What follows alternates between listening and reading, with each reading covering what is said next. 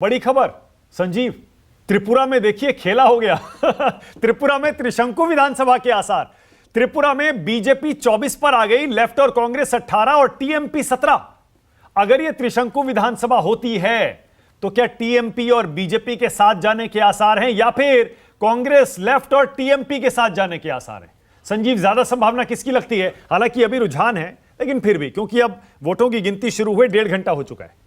देखिए, प्रद्युत देव वर्मा वो शुरू से बहुत कॉन्फिडेंट थे और कह रहे थे कि आप चुनावी जो जितने भी आंकड़े आ रहे हैं, आपको नतीजों के दिन पता चलेगा कि हम कितना अच्छा करेंगे। अब वो सचमुच अच्छा करने लगे हैं क्या, ये प्रश्न है। लेकिन दूसरा ये भी दिख रहा है कि लेफ्ट और कांग्रेस इम्प्रूव कर रहे हैं, थोड़े से ही सही, लेकिन उनकी इम्प्रूवमेंट का जो एक प्रतिकूल असर है भारतीय जनता पार्टी के आंकड़ों पर पड़ने लगा है। यानी कि त्रिपुरा मोथा जो भी सीटें लेके आ रही है वो तमाम सीटें उस एरिया से हैं जो भारतीय जनता पार्टी की सीटें थी। तो अगर त्रिपुरा मोथा अच्छा कर रही है, भारतीय जनता पार्टी और आईपीएफटी की सीटें थी वो, तो त्रिपुरा मोथा अगर अच्छा कर रही है तो जाहिर है कि भारतीय जनता पार्टी पर उनकी सीटें जा रही हैं। और लेफ्ट कांग्रेस अलायंस भी अब देखिए कि कम से कम 5 का आंकड़ा ज़्यादा हो गया है उनके पास। पिछली बार वो 15 पे थे, अब 20 अगर दिखा रहे हैं, तो ये भी सीटें जो हैं वो भारतीय जनता पार्टी के खाते से जा रही हैं। 44 सीटें बीजेपी प्लस को पिछली दफ़ा थी वहाँ पर। तो इसका अर्थ ये हुआ कि क्या ये जो दोनों बेहतर कर रहे हैं, इसका प्रतिकूल असर बीजेपी पे पड़ रहा है। और अगर ये त्रिशंकु होता है जो आपका प्रश्न है, तो ऐसे में कौन है जो सोल्यूशन प्रोवाइड करता है त्रिपुरा मोथा को, जो उनकी मांग है? और थोड़ी अदावत कांग्रेस तो नहीं कर सकती, राष्ट्रीय पार्टी है, लेकिन तो इस तरह का वादा कभी नहीं कर सकती है। लेकिन आईपीएफटी का काम तो नहीं किया ना बीजेपी ने, तो एक अविश्वास है, क्योंकि बीजेपी के खिलाफ ही वोट लेकर के आ रहे हैं प्रद्युत देव वर्मा।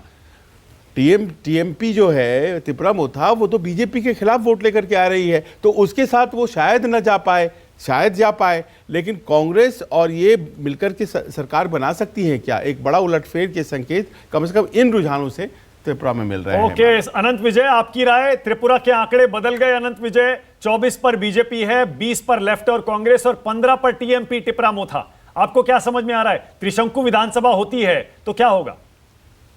अब मानक जी, आपको याद होगा मैंने अपने बहुत आरंभ में मैंने अनिला जी को कहा था, अभी मत मुस्कुराइए, अभी मुस्कुराहट बड़ी जल्दबाजी में है आपकी। लेकिन मुझे अभी लगता है कि अभी भी थोड़ी जल्दबाजी है, क्योंकि त्रिपुरा मोथा का अगर आप वोट बैंक देखें तो जो चकमा लोग हैं, चकमा लोगों का 3 या 4 सीटों पर वो है, प्रभुत्व है। चकमा समुदाय हमेशा से राजशाही के खिलाफ रही है। त्रिपुरी समुदाय जो है, उनके वोट भी उनको मिलेंगे और कुछ बीजेपी को मिलेंगे, ऐसा मुझे लगता है। जमात के वोट जरूर 60-70% उधर त्रिपुरा मोथा को मिलेंगे। लेकिन ये जो आंकड़े अभी दिख रहे हैं, मुझे लगता है कि लेफ्ट और कांग्रेस की सीटें अभी थोड़ी और कम होगी और बीजेपी किसी प्रकार से 30-31 के आसपास पहुंचेगी। और ये जो अदर्स आप एक दिखा रहे हैं, उनकी आईपीकेटी या एक और पार्टी जो बीजेपी के साथ मिलकर चुनाव लड़ रही है, उसके होंगे। तो मुझे लगता है कि ये जो गठबंधन है बीजेपी और वो स्थानीय पार्टी का, वो मिलकर 30-32 के आसपास पहुंचेंगे।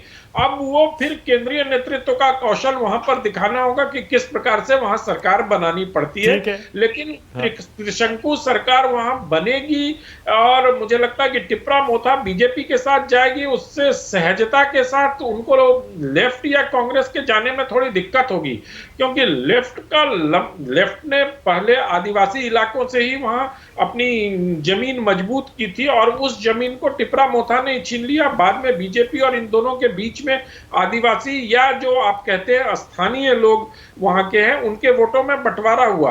तो मुझे लगता है कि बड़ी दिलचस्प स्थिति होगी, लेकिन कहीं ना कहीं से बीजेपी किसी ना किसी प्रकार से 1-2 सीटों का इंतजाम करके सरकार बना। अब देखिए, आप बोल ही रहे थे, इसी बीच आंकड़ा फिर से बदल गया और बीजेपी त्रिपुरा में 28 पर पहुंच गई।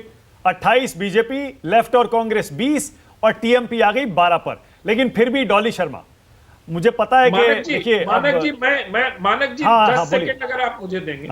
मैं सिर्फ ये कह रहा था कि मैं पूरा उत्तर त्रिपुरा से लेके दक्षिण त्रिपुरा तक सड़क मार्ग से यात्रा की है, मैंने लोगों से बातचीत की है मैंने, और मुझे ऊनाकोटी जाने के रास्ते में जो लोग मिले थे वो विप्लव देव को बहुत याद करते थे, और मुझे लगता है कि विप्लव देव को हटाना बीजेपी के लिए थोड़ी सी दिक्कत का सबब बन सकती है। अगर विप्लव देव मुख्यमंत्री के तौर पे बने रहते तो बीजेपी बड़ी आसानी से चुनाव वहां जीत सकती। ओके, नमस्कार, मैं हूं मानक गुप्ता।